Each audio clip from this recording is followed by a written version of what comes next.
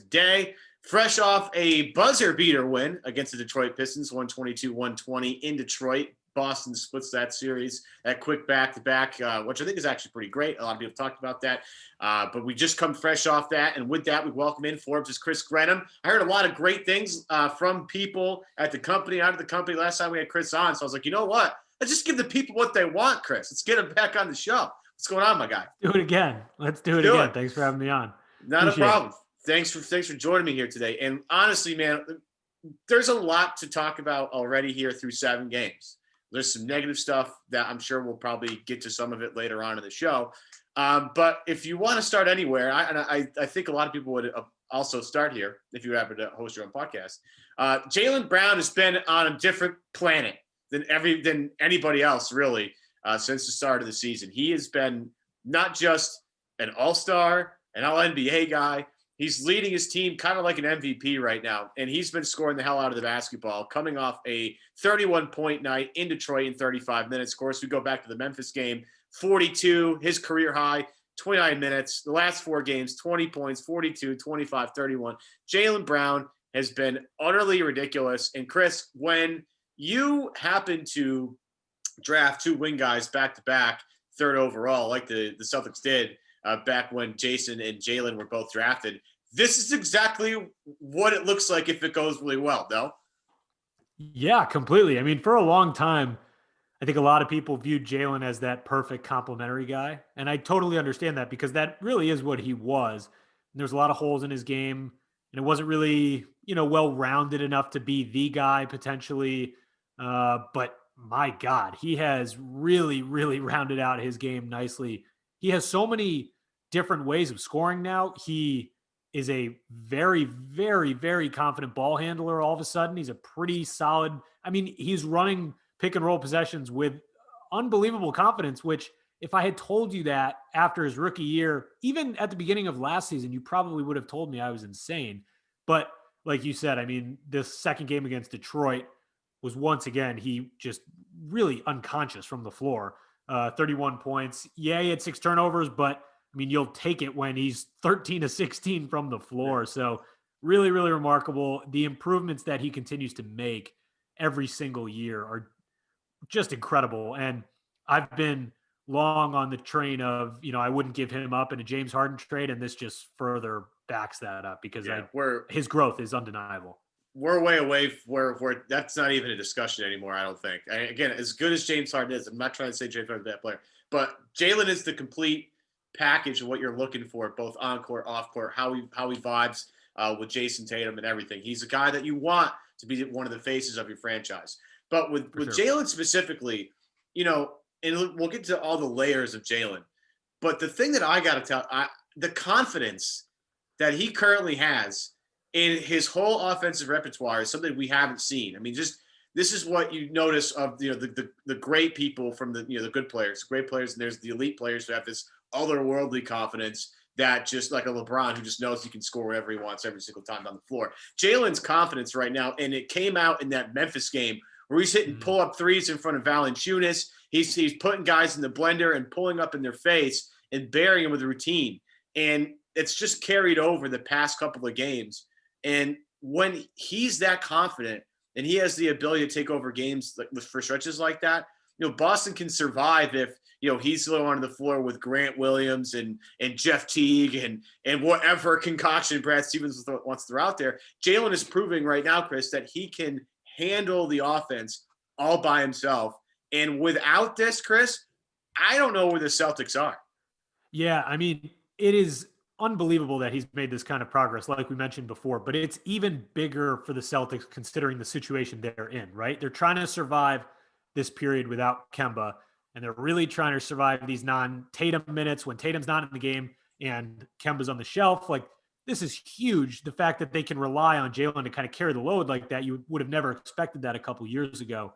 You're talking about his confidence and just his assertiveness with the ball. It all starts with his confidence with the ball in his hands, because that was the issue earlier in his career.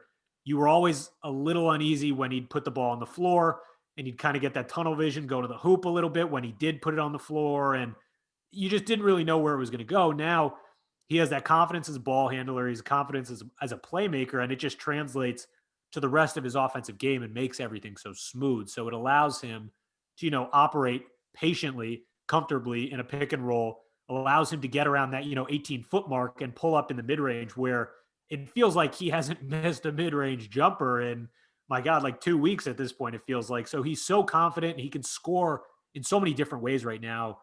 And that well-rounded offensive game, like I said before, I mean, for the situation that the Celtics are in, trying to kind of patch this together a little bit until they can get Kemba back and until they can kind of figure some things out, it's really, really massive. And that's going to help them, stay afloat for the next month or so for sure.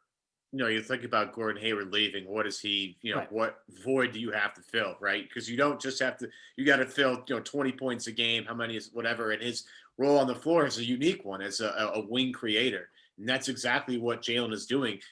Gordon left, and it really left a huge void as a creator, whether it was to come from Smart or Teague or wherever.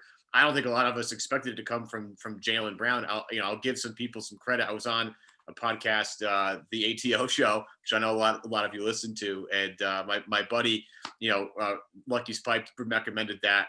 He's like, Jalen's going to average 4.5 assists this year, and I was like, you're absolutely nuts. There's no way Jalen Brown is going to average 4.5 assists this year. Well, I'm already eating my words because it looks like it's at least possible he could have reached that number at some point in his life. And we've talked about a few things, but his ability to all of a sudden turn into this playmaker who can make cross-court passes on the move with either hand. Like, I don't know where this came from, how he found, because I talked about this before. There was a shortened offseason. When did Jalen find time to do this? And I know there's a Brad Stevens quote somewhere about, Jalen asked to have more on his plate, so we gave it to him, and he's clearly showing us early that he was worthy of said increase in responsibility. Yeah, I mean, it's extremely impressive for a guy his age. I mean, he's mature beyond his years. We all know that. But the fact that a young player can step up his role that quickly, like you said, shortened off season, shortened training camp, shortened preseason, whatever, it's remarkable for someone to do that with a full off season. Jalen was able to do that basically in a couple months. It's really impressive because, again, that wasn't really part of his game just a few years ago. So the fact that, he's been able to work his tail off and be able to step up and fill that responsibility is huge. He's someone who wants that full plate. Like Brad said, he wants a full plate. And I mean, he was not, I expected him to take a little bit of a jump forward just because no Kemba, no Gordon for at least the time being. I mean, you're going to ask Jalen to step up a little bit, but the fact that he's been able to do that is pretty remarkable in the short period of time he's been able to do that. And I think it goes without saying, but Tatum's taken a jump too. You look at him today, I think he finished with 12 assists. So yeah, 12 assists. So, I mean, that is like, to have him be able to be that playmaker alongside Jalen while Jalen is maybe taking the scoring load a little bit more today, like that's huge. So the way they're able to work off each other comfortably and just kind of let that role flow back and forth is really, really major for the Celtics offense, because again, it's not always going to be very smooth over the next month to 2 months. So to be able to rely on those two guys to fill whatever role is needed is massive for Brad Stevens and co. Yeah. My favorite thing about Jalen Brown is he's hunting his shot, right? Yeah. You can see it, like, as soon as he gets the ball, there's not a lot of wasted movement anymore. He knows there's a couple of spots all good NBA players know their favorite spots on the floor. It's how can you get to that spot to give yourself a good shot? And Jalen Brown right now knows where his spots on the floor. You talked about his mid-range game right now. It's on fire. He's ridiculous. He reminds me a little bit of DeRozan in the mid-range, where it's like if he gets a step by you, he can put you on his back hip if he needs to. Will just rise up and fire and hit that shot. And it looks so smooth. He's like floating in air half the time. And that's my favorite thing about Jalen Brown. But you mentioned, him and Jason. Those two guys are like almost 60 points a game between the two of them right now, in the 50s to 60s, which is absolutely ridiculous. And what the best part is, when you have Tatum, who is commanding a lot of attention as a ball handler right now. I mean, everybody's doubling him all over the place, trying to cause turnovers. And, Jason's still making his way through that. But the fact is that you have a guy like Jalen Brown who can help bail you out when you need to find the outlet to get rid of it, when the double comes. and he can basically just initiate any offense from anywhere. I mean, these two guys, you look at the way they've grown together over the years, and Jalen's leap always comes in the offseason, and Tatum's usually comes in the middle of the season. I don't know what we're looking at, Chris, in 3 months from now, if everything goes as smooth as we think it should. But these two guys are operating on a whole different level at the age of 25 and 23, respectively. Yeah, completely. I mean, if you're looking for that Tatum leap in the middle of the season, it might not be as massive as him, scoring that ridiculous stretch of games last February, but you're going to look for him to get to the line a little bit more because it's been talked about endlessly at this point, but you'd like him to get to the line a little bit more. And if you do notice that bump in the middle of the season where, hey, Tatum decided to take that leap, look, he's scoring 30 a game all of a sudden, there's a good chance he's getting to the line. And, 5 to 10 of those points are coming from the free throw line just because you look at superstars and that's where a decent amount of their points come from. So that's probably going to contribute to some, bit of the leap if he does make one midseason. But yeah, I mean, today was a perfect example. Today we're recording this on Sunday, so his second game in Detroit. It was a perfect example of Tatum taking the double teams that Detroit is throwing at him, the traps that Detroit is throwing at him, and he takes his time, he makes the smart read, and he finds the open man, which was often Jalen. I mean, that is so unbelievable that you can have a guy who's a unbelievable scorer take a step back, realize that, hey, they're throwing endless traps at me here. I'm going to make the right read and I'm going to find the hot hand. I'm going to find Jalen or really the open man at all. He found Tice a couple times tonight. He was really great seeing the floor. So that combination is just huge because, again, if it's just Tatum trying to make the right read when he's getting doubled and you don't have another guy who you can really rely on outside of that, then that's where you run into problems. They've really come to be able to rely on Jaylen Brown much more so than I expected. I knew you could rely on him to a point, but my God, I mean, on the ball, he's been much better. So yeah, that combination has been great. One thing in terms of if we're talking mid-season leaps or improvements, you can't really nitpick with Jaylen Brown right now. So this is just me noticing one thing. In the second half, he has the hot hand all first half, right? And then the Celtics are running into a little bit of a stagnant stretch in the fourth quarter, late third quarter. You'd like to see him maybe be a little more aggressive off the ball and coming to get the ball because he's the hot hand. So you gotta get him as many touches as possible. And there were times as this game was coming down the stretch where you'd be like, oh, I'd like to see Jalen get a couple more touches. So maybe that goes both ways. It's him being aggressive and it's also his teammates looking to get him more touches down the stretch. But that is a very, very small request when you've got a guy scoring essentially 30 a game right now. So 28 a game, I think it is through 7. But yeah, they've been awesome. I said this last podcast when we had Asherrod Blakely on, and I was talking about how, this is the first time Jalen and Jason have had to be like the 1 and 2 options, and they know that they're the 1 and 2 options, right?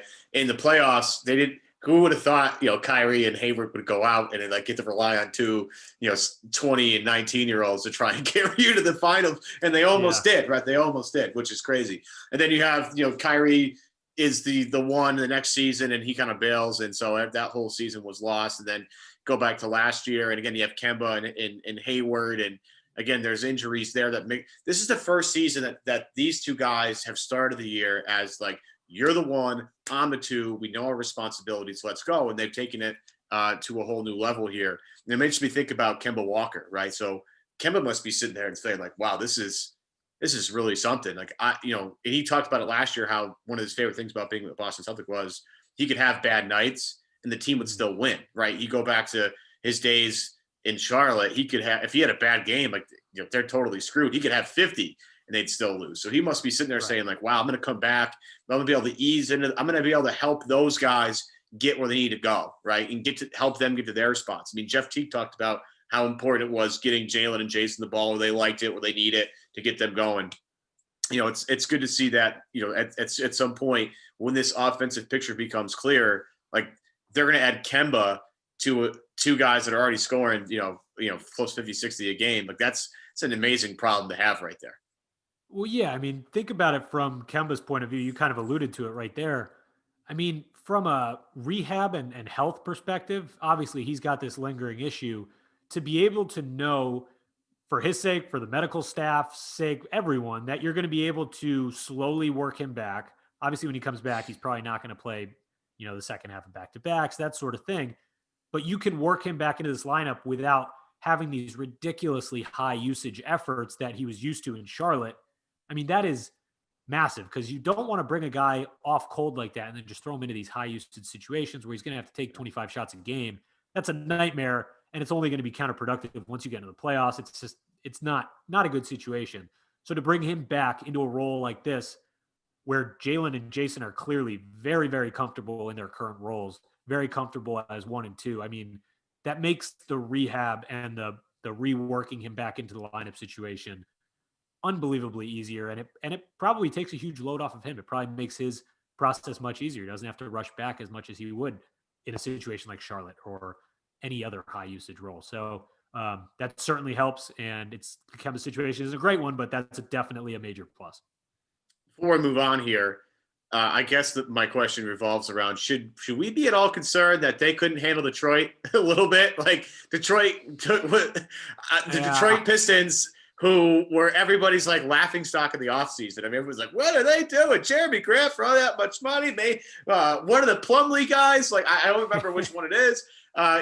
Should we be concerned? Like I feel like Boston in normal circumstances should handle that team, 10 times out of 10. Although the size thing may be, if you look at the size, the problem that the Celtics have against that particular team, maybe that's a thing. But look at the skills on either side. It feels like Boston should have struggled against Detroit like they did. I'm not sure what your if you're sitting at a bird's eye view, what your analysis of the last 2 games were. Yeah, I mean, obviously it's not great. You don't look to play like that against an 0-4 team when you go into I guess it's technically not a back-to-back, but the back-to-back games. But I think Detroit's better than some people give them credit for. Like, they're really big, they're long, and super athletic. Really not a great matchup for the Celtics, if I'm being honest, like at least where the Celtics currently stand right now. But they still should be able to beat them. I don't want to say handily, but yeah, I mean, you'd like them to. But I think Detroit's better than people give them credit for. And realistically, it's still so early. I was not someone who had a lot of confidence in the Celtics coming into the season. So if you were to ask me at the beginning of the year, like pre-opening night, a game that I thought they were going to get destroyed in, like, right, I would say, yeah, they'll probably have their, some issues here and there with Detroit just because of the size and the athleticism and whatever. I mean, realistically, it was an energy thing for a lot of their bad stretches in these 2 games. They were just getting outworked, and it doesn't really matter if the team isn't as talented as you. If you're getting outworked, there's a good chance that these guys, this time the Pistons, they're gonna have a damn good chance at winning because they're playing harder. And Celtics brought their energy too late in game 1, and they were able to hang on in game 2. So I don't think it's anything really to be worried about. I think the Pistons are athletic, they're energetic, and the Celtics were not very energetic. And so that was the real issue in my mind. I just want people to keep in mind as we sit here after 7 games, you look at the Eastern Conference standings, you're going to find the Cleveland Cavaliers are in 3rd place at 4-2. You'll see Orlando at 4-2, Atlanta at 4, Orlando at 4-2, Atlanta at 4-2. The Knicks would make the playoffs the season ended today. They're 3-3. And the Nets, who are probably the best team in the conference, they're at 3-3. They would barely make the playoffs. The Bucks wouldn't make it. The Heat wouldn't make it. The Raptors look like a disaster. So as people panic, and I understand people are panicking for reasons that it's like, oh, short season, we don't have as many.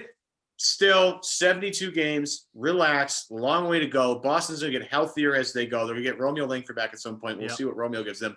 Obviously, the Kemba Walker thing is going to be huge. And I think a lot of us expect Danny Ainge to use that TP at some point. But some of the stuff on Twitter, if you follow on Twitter, is like an absolute nightmare. And Brad, like Brad's one of these guys that just experiments to see what it looks like. Like he doesn't really.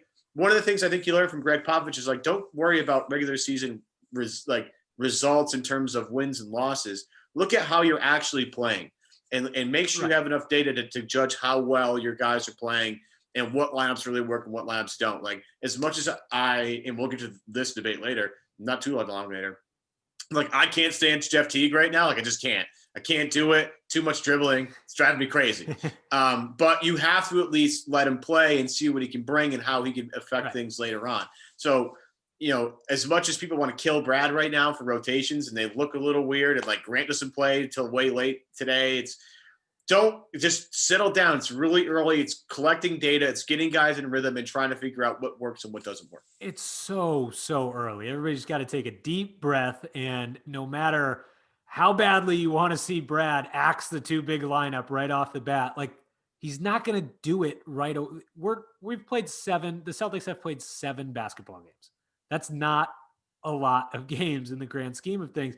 He's not just going to, rip apart his rotation and retool things based on 7 games. That's just not, 7 games coming off of a 2-game preseason and a really shortened training camp and basically no offseason. Like that, that doesn't make much sense at all. So he's, like you said, they're toying with things. They're not going to chop apart the rotation right now. They're figuring it out. So it's not like just because you see one lineup not working for a couple games or have a couple bad stints, it's not the time to rip it apart. I promise it will be okay. I promise it'll be all right. Evan Valenti, Chris Grannon from Forbes here on Celtics Beat 389. And one of the reasons why I got Chris on the show is because people seem to like us last show. The other reason why I got Chris on this show is, Chris, I think people that owe you an apology over the Peyton Pritchard thing, because I'll be honest, you were on it right away. You had some great stuff pre-draft about Peyton. I think you reposted after the Celtics drafted Peyton Pritchard. He's been unbelievable. And I mean, he's been way better than I think anybody expected defensively. I thought the past 2 games against Detroit especially, his energy on that side of the floor is unbelievable. And the Detroit broadcast crew was like, man, this guy Peyton Pritchard's a pain in the ass. Yeah. He's all over the place. But the offense, the steadiness, how calm he is, for how many games into his NBA career he is, I'm floored really by the production we're seeing out of Peyton Pritchard. And my question is, at what point does he take Teague's minutes? Because he just looks like a better player right now. Well, it might be right now because Teague sprained his ankle today. So we might see some games where he's going to have even more of an uptick. I mean, it's rare you see Brad Stevens throw a rookie in with these significant minutes this early. Pritchard is a little bit different. He's a 4-year guy. It's not like he's an 18-year-old kid, right off of his freshman year. So that does change things, but you're 100% right. I mean, Pritchard was a major concern for Pritchard was the defensive side of the ball, because he's not the biggest guard. He's not the strongest guard. He's not the most athletic guard, but he's more athletic than people give him credit for. I mean, that showed in his senior year at Oregon. It showed in his various USA camps throughout his high school career. I mean, he's a pesky defender, and he's pretty strong, and he moves well laterally. And that's shown, like you said, like on, I don't even know when the first Pistons game, I'm not even going to try to put a date on it. He tortured Killian Hayes. Like, and it's not that he's making crazy intelligent reads or anything. He's just making the smart read. He moves well laterally, and he's just in their face, and he's just an annoying backcourt defender.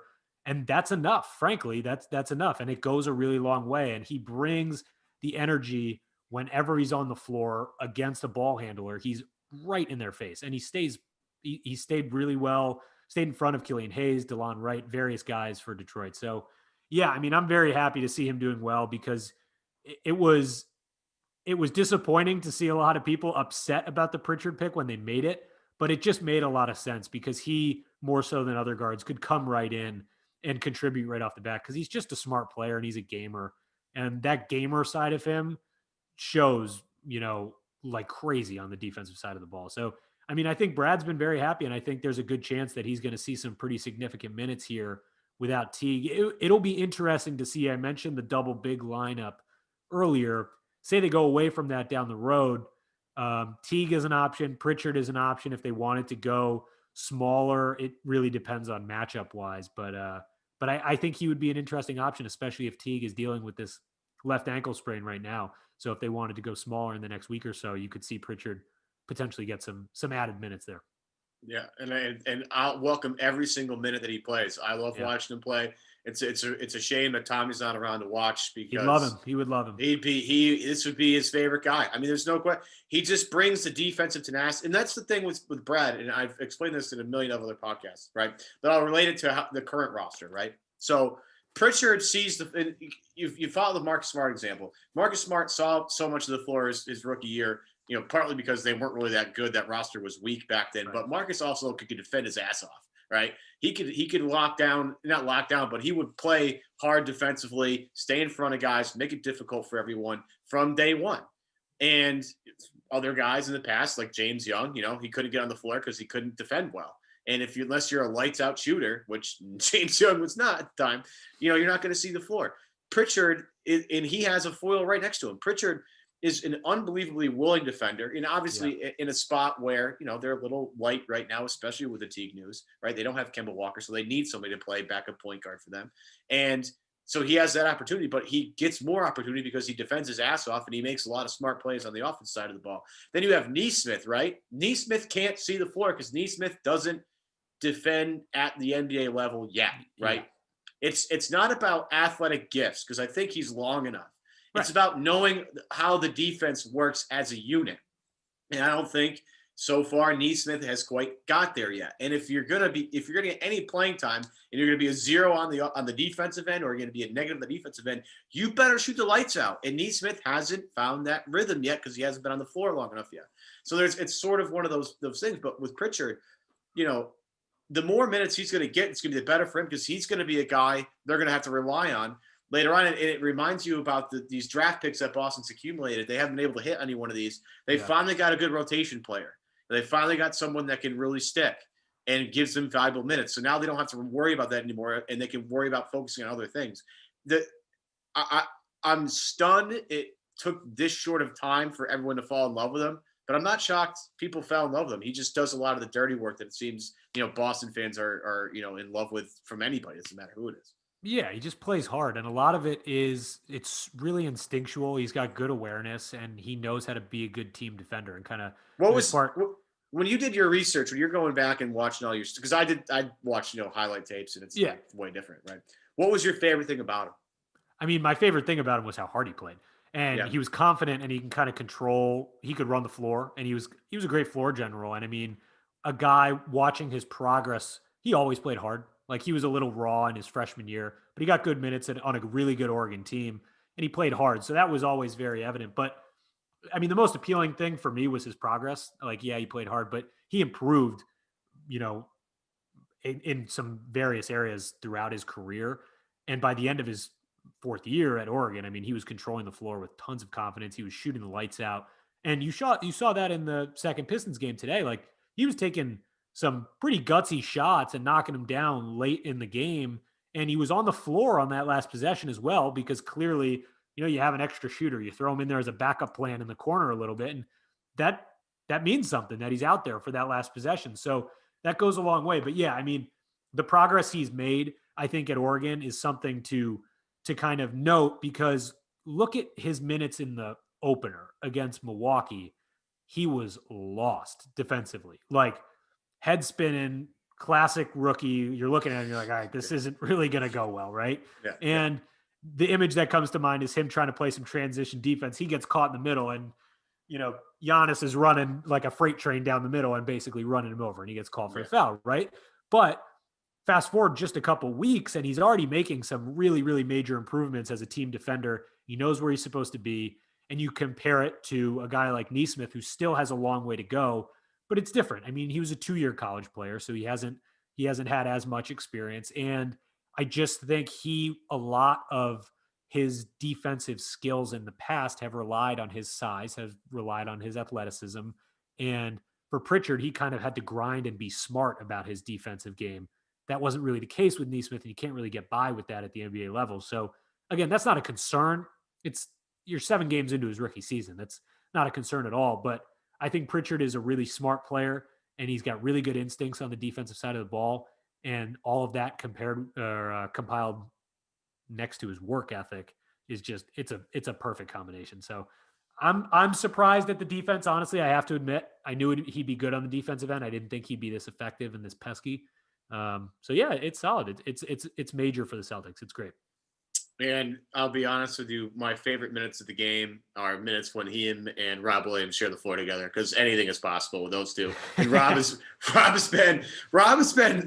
Williams' experience this year has been like an incredible roller coaster in terms It is of a lot. mistakes. It is a roller and coaster. It is because he does so many good things, and then like he'll do one really outrageously dumb thing a game, and you're like, oh man. The outlet pass today was all time. It was great. Stevens' reaction on the sideline. He's gonna have a heart attack. He's just like this for like 12 seconds straight. And he's like, Yep. What are you doing? What I think it was Sam Packard who noted it. He just hates touching the ball in the backcourt. It doesn't matter if it's it doesn't matter if it's under the opponent's hoop, doesn't matter if it's just over half court. He doesn't want the ball. He wants to get rid of it as fast as possible, even if that means launching it towards half court to the other team. I kind of agree with him when he makes plays like that. He shouldn't be touching the ball in the backcourt. Just shovel it behind you or something. I don't know. Just get rid of it. But it's just surprising because he has the other plays he's had where he's like the mid-air tip pass to like Jalen or Jason in the corner. Yeah. That was ridiculous. The bounce pass to Jalen on the baseline. I was like, what? This is Rob's got my head spinning because in one perspective, he does something that nobody else in the Celtics roster can really do at that size. I mean, he really does a lot of, but his mistakes often are they seem very childish in terms of what he's also doing on the floor. So I don't know if you're with me on this. I do think Rob has earned some more minutes with this rotation because in my opinion, those little brain fart things that he does are only going to go away if he has more playing time. And for the most part, Rob hasn't done too many negative things to show that he doesn't deserve more playing time this season so far. I mean, it is difficult because I'm with you. He's made a lot of really, really solid improvements, but then you get those lapses where you kind of just left with your hands in the air, like what the hell is he doing? But to focus on the positive first, I mean, his passing has dramatically improved. And I think that could be so game-changing for the Celtics, especially with him coming off the bench, because he's going to provide energy. He's going to be that guy to kind of give you a nice little burst off the bench. But if he can act as that fulcrum in the middle of the Celtics defense, and I'm not asking him to pass like Jokic, but I'm just saying he's clearly found an awareness on the offensive side of the ball and created, or what do I want to say, developed a nice, I don't even know how to say it. His court vision has dramatically improved. And I think that pays major dividends for the Celtics offense if he can do little things like that little touch pass to the corner and just see the floor much better, act as that fulcrum. That's huge. Defensively, he still has a long way to go. He still looks like that raw athletic big who doesn't always really know where he's going, but he knows how to block shots, and he has gotten better at keeping his 2 feet on the floor and not biting at every pump fake. That's a major improvement, but there are ways to go on the defensive end. But I do think his well-rounded or rounding out of his offensive game, which is not rounded out yet, but it's moving in that direction. I think that certainly has earned him some more minutes. Definitely. The other night against Memphis, I honestly had to make sure that the stats checked out because I couldn't believe any of what I was seeing, but the numbers were real. In 9 minutes and 15 seconds in the first half against Memphis, Rob was plus 24, which is just an absolutely outrageous stat. And again, he's going to make a lot of mistakes, and it's part of his development. But his minutes are the most fun minutes on the floor, and when him and Pritchard on the floor at the same time, like magic happens. It's awesome. It's unbelievable. The rest of the bench, though, this is where I want to end because we're still figuring out ideally how this rotation is going to work. Yeah.